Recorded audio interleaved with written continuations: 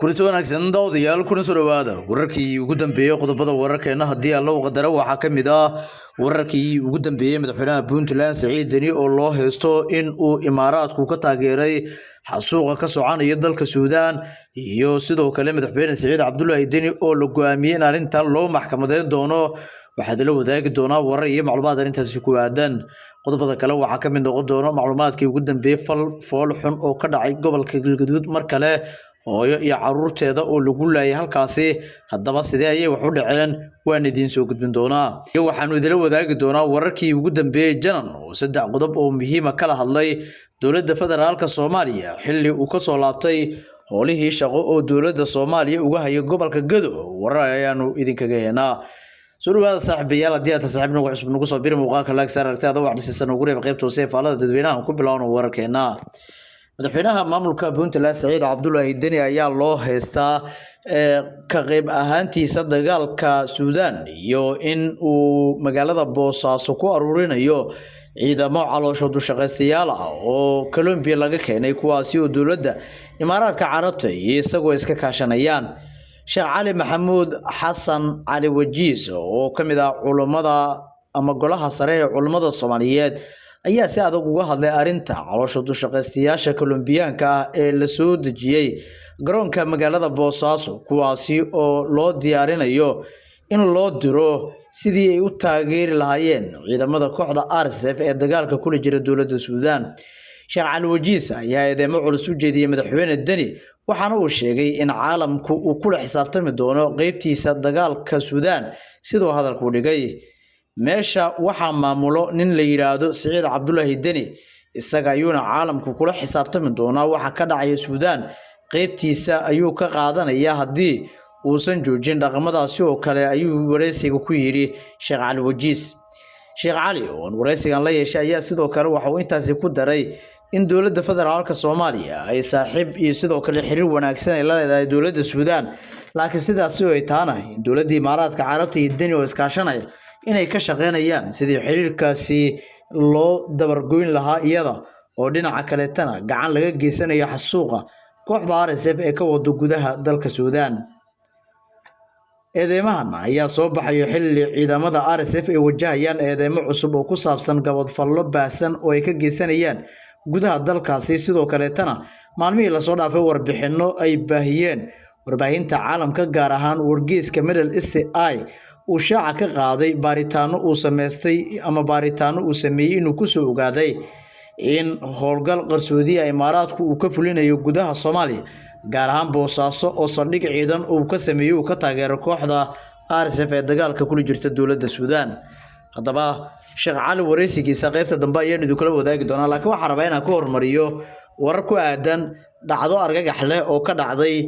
gobolka Galgaduud mar kale wararka naga soo gaarayo gobolka Galgaduud ayaa sheegayeen mar kale dhacdo argagax leh ee ka dhacday deegaanka Guudo la yiraahdo kadib markii halkaasi lagu weeraray hooyo iyo caruurteeda oo lagu laayay hooyada lagu magacaabi jiray Madiino Jamcaale ayaa la soo wariyay in goobta ay ku dhimatay halka dhaawacyo daran ay soo gaareen qaar ka mid ah caruurteeda waa dhacdadii labaad oo dhacdo fool xum ah oo hooyo iyo caruurteeda lagu laayo oo ka dhacdo gobolka Galgaduud tii hore oo markaasi gobolka laga geystay ayaa wali xiisadoodu ay taagan tahay beelaha Saleebaan iyo sidoo kale Duduble ayana xiisadan u dhaxaysa Cabdirashiid Xasan Cabdinuur Janan oo dowladda Soomaaliya ugu magacaaban taliyaha NISE gobolka Gado waxa uu dib ugu soo laabtay magaalada Muqdisho taliyaha NISE gobolka Gado Cabdirashiid Xasan Cabdinuur Janan oo haatan ku sugan magaalada caasimadda Muqdisho ayaa bilaabay kulamo xasaasi ah waxaana ay saarkeen ra'iisul wasaaraha Soomaaliya Xamza Cabdi Barre Janan ayaa ra'iisul wasaaraha waxa uu kala hadlay saddex qodob oo kala ah amniga qaranka xoojinta wada shaqeynta hay'adaha amniga iyo dardargelinta qorshayaasha lagu xoojinayo nabadda iyo xasiloonida sida lagu soo saaray qoraal ka soo baxay kulanka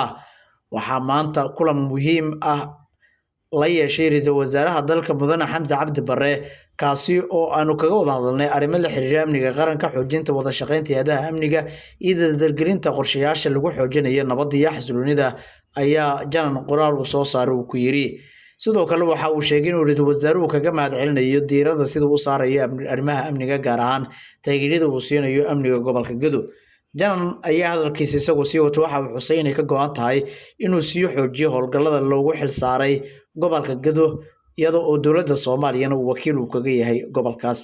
ninkan ayaa muddooyinkii ugu dambeeyay howlgallo culus iyo sidoo kale howlo siyaasadeed wuxuu ka waday gobolka isagoo dagaal la galay ciidanka Jubbaland ugana adkaaday kadib markii ay u farxadeen dalka Kenya. si kastaba ha noqotee xaalka gobolka Gedo ayaa hadda degan inkastoo weli ay tahay xiisadda labada dhinac mid saameyn ku yeelatay horumarka iyo nolosha shacabka gobolkaas. dowlad goboleedadan taasay dhaawaceen oo ogtahay Cabdiqaadir maamul goboleedyo ama dowlad goboleedyo waxaa jira dowladda Soomaaliya militarigeeda iyo booliiskeeda nafskeeda ay sitii kareen waa gartay haddii ciidan loo dhisana ciidan qabiilada inta laga dhigaa dowladda lagu diraa hadii la rabo waa gartay marka horta halkaas in al-shabaab dalkan ay joogaan argagixiso ay ku fido waxa sababa waa nidaamkan madax kanaalka ah oo u diida dowladda dhexe inay baawr ku yeelato dhammaan dalka oo dhan waay qodob waay waa gartay aqal leedahay dhul Soomaaliyeed ayaa laga duulaya oo dalka lagu la hada arintaas arrin qarsoon ma ahan saxaafadda daagasha Cabdiqaadir waliya tahay saxaafadda afafka kala duwan qormaysa maanta Soomaaliya ma laga hadlayaaba markii Suudaan hadda waxa ka dhacay al-Fashir xasuuqa uu dhacay waxa waay mugta in kashafat warqadihii dhawaan banaanka yimid dunka dhama qaylinayo waa gartay golaha amniga shalay waa arkaysay go'aan ka soo saaray xaalku aad u adag yahay 2,000 oo qofood ku dhawaada nin la yiraahdo al-Faatix la baxayo Ciise oo Lula la yiraahdo oo mujrim ah oo 900 afkiis ku sheegay wali asoo dilayo nagu dabaysa hadda waa la qabtay leeyahay waay ayaa 2,000 ku dhawaada oo 450 al-mushrik Sacuudi ay ku jiraan ugu laayay niman Colombiana oo maxaan ku iraahdaa waxay saxaafadda caalamka qoraysaa oo qofkii rabo ka akhri karaa in niman Colombiana oo shaqaystayaal laga soo dejiyay Boosaaso waay oo idaacadaha ay sheegayaan oo nimankaas meesha laga qaaday oo diyaarad daroon oo meesha ka kacay Suudaan weerareen dowladda Suudaan sheegaysa saxaafadda caalamka sheegaysa adduunka dhan ma sheegay dowladda Soomaaliya raalli ma ka tahay raalli kama aha dabcan laakiin dowladda Soomaaliya ma maamusho meeshaas nin waxa maamula meeshaas la yiraahdo Saciid Dali waa gar هذا سعيد دني أسرع نقول عالم كله حساب تم دونا أما الدون يعني مارتي واحد كدعاء السودان يعني قيبتي سوق قادنا يا هدي أوصل وقت الرقمة سوق الجوجين دولة أو عربيد أو التونسية هاي إنه يرد تسلك كل هذا هاي أو سوق كسر ويا ماشى أيانا جرت أو شقيستها ما قاعد أنا شاق مرة طبعا مركا نصيب دراس جرت مركا وحواي وحصل الحكينا يا عبد القادر وحكينا الدولة الصومالية هذا مدحون حسن وقاميو علاقات وناسون ولا ليه هذا ما العالم كله السودان الدولة كنا قيمة بدن يكون جت العالم العربي وولي بقى وين نقوله يعني دور كن أقوياء كالصومالية ذو قارب بدن ما أنت مسؤولين جامعات كصوت بحين قولوا أنا قربت هجنا مركا مدحونه يدولده ما أنت ويجعلان لها يعني إن تهمة النوع عاصي الصومالي يسوقين لكن ضد متمردين oo ayagu aan diyaar u ahayn oo adugeedo hubka dawladda Soomaaliya u socda xataa ayagu jidka u istaageen ee qabsadeen oo aan qarsoonayn oo dawladdu ay sheegtay ayaa Turkiga iyo maarata ay ku baxeen oo mugdama laga soo farda bixiyay waa gartay marka anigu hadda ujeedadan leeyahay waxa waaye dawladda Soomaaliya nidaamkan federaalka oo faasidka horena baarlamaanka Soomaaliya waa ugu baaqnay annaga culimada daanana bayaan ayaan dhowr jeer intaas ka digna khatarteeda waxa waajib ku ah dastuurku maanta waa furan yahay in nidaamkan federaalka lagu cibaadeysto oo lagu bedelo yani dawlad goboleedyada meesha ku qoran yahay maamul goboleed lagu bedelo gobolada Soomaaliya 18 kana gobol walba wuxuu xaq leeyahay dadka degan xaq u leeyihiin inay dawladdu ay doorasho geyso ay madaxdooda doortaan konsoleskooda ama golayaashooda deegaanka ay doortaan xildhibaanada ku abtirsaday ee gobolkaas ka yimid ay gobolkooda ay ka soo baxaan ee aan shakhsi aan loo daba fadhiisan inuu isagu masiirka ummadaas u taliyo marka gabagabada joognaa shaqayga maxay tahay fariinta aad rabto inaad bulshada Soomaaliyeed u dirto ee ku saabsan 25 sano kadib dawladdii Soomaaliyeed ama jamhuuriyaddii saddexaad ee Soomaaliya carta lagu soo dhisay hadda la joogo mushkilada siyaasadeed jiro iyo ishaysi dhinacyada mucaaradka ama qaar kamid ah madaxda dawladda goboleedyada iyo dawladda hadii noqon lahayd maxay tahay fariinta aad halkan u marin lahayd afar arrimood aan ku soo koobaya fariintaas qodobka koobaad horta waxaan leeyahay Soomaaliya taariikhda maanta carta 25 sano laga joogaa jamhuuriyadda saddexaad ee walaalahan Djibouti goosha noogu dhigeen dib badan laga soo maray nima wuxuu yiri ma moogid meesha loo maray masagadaada meel u yeel abaar dheer ka bacdi badan masaga u baxay maanta wixii laga soo maray dawlad la'aan iyo xanuunkeedu waa wada ogeyn waxa ku dhacay dalalka shalay ugu amniga fiicnay sidii walaalaha Suudaan oo kale iyo Yemen iyo وأوجدنا دي الدولة بربرت وحواي وحكرنا وبربر كاس هرت الدولة لماذا أن حجسن قضوا كاس مركو وحيجو دحجرة ضدك سياسة ضدنا إياه سياسة تلها سوجي ديانو وناك وحي وناك سنة وأركان سوجي ديانو هكتر تمانو قفك الله قراه لا كرسي لا يبحيا ددال حتى لو ما له ما ده حد الدور شوين كقبتيا أنت ددالنا سوق لي واي وأقولها وراء الشيء غضب كاس مركا مركا يعني خلقه الدولة اللي ما داوعي كرا يعني هبا يراتي الله سمين الدولة اللي ما هلا إلى شنو أمني قان إلى شنو أمني قال إلى سياسيين مؤسسات كالدولة ده ومدحتوية ده حكومة ده يبرلمان يوجه الريان يهيدا أمني يكون قرصار كنا أنت من ديت كود الجراء يجا حقه لإن الشقيان هدي يعني ظروفته أيجا هول ولا وقت وخلق يعني لدرجنا وقت وحنا لوسي إن كفى إدي سنة مرول بقى أن دولة ده كبعنتي ده اسمها ده أن حجنة يعني واحد ضمن علنا يهرت الأولى غاقن تصدق واقرت قلب كلابات أو أنت سو جدنا شعب معارض محافظ بقى إن دولة لماذا أن إلى شنو هشام من نقلنا ولا إلى قلب كلابات وحواي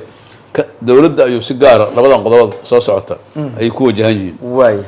قلب كلابات وحواي دولة ده إن يجهد بدن جلسه لمن كان أرجع حسده يدلك الدول سارا إن أي دجال دبقة يكون جامس الشعب كإن لقى حرية ذلك. ولي باللحظة بلاد أو لباتن ما يكدم من سنة كسوس على اللحية لباتن أنت الجارين وإن ذل كان بلا شباب أو نقضاء. مسؤولية داس مسؤولية دولة سارم واي. تدخل الديار عينا كوا الديار دقارة يستم مجتمع الصوماليات عالم كالدولة ده مقول هذا الشيء دولة الصومال لقى شيء والترك كمتهاي ومصر كمتهاي باكستان هذا سراكيش شقاركود جيران الجيري ولا يركر نيجيريا ولا يركر ذلك أود اللي هي أفريقيا عربت إسلامك دولة دمان دي ده ستة لت ماذا لمن كان أرجع حسدا إن أكثر المرة واجب لحد بلادنا يسنو قد عارف قلب كاسو فرنت دولة ده أسكال فرنت الله بعض الدولة وديرها يوحواي ما دام الدستور كأوفرانيا وحلا وضع دن وحاكم يمسن نظام كان دلاجة أو مسكة أو ملزنا وقرط نوجد دوي أو التكرير اللي ما أي نوجد تجان أو الصومالي لبعض سنة دول فريق لدول دقي أو أمن جنود دي أو الدولة ده جهد دقي دول دن ومدحونه قلنا أفر سنة من الرصاص سنة مدحونه ما أنتوا يماذا خلاف حب الله من مدحونه شيء جناي مركزه أفر سنة أيو عقبات أي كوي أنا سووا نساس أقوم مشغولين ما أنتوا أي سجيا مركز سووا مشغولين ده قرن كأنه شقي وقت اللي هو نظام كاس كالفرق أنتوا وصلنا معن إلا الله له ولقوا بدلوا دولة قبل هذا اللي قبل بدلوا ذلك كان